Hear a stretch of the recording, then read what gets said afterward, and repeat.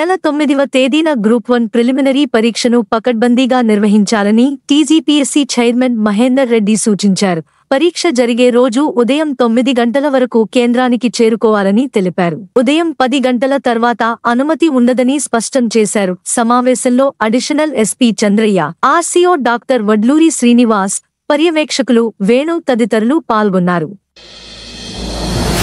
విద్యార్థినులు, మహిళలు అన్యాయానికి గురైనప్పుడు భయపడొద్దని, ధైర్యంగా ముందుకు వచ్చి ఫిర్యాదు చేస్తే నిందితులపై కఠిన చర్యలు తీసుకుంటామని జిల్లా ఎస్పీ అఖిల్ మహాజన్ ఐపీఎస్ గారు భరోసా ఇచ్చారు. నేరుగా సంప్రదించలేని వారు షీ టీమ్ నంబర్ 8712656425 డయల్ 100కు సమాచారం ఇవ్వగలరు. మీ యొక్క వివరాలు గోప్యంగా ఉంచబడతాయని ఎస్పీ గారు తెలిపారు.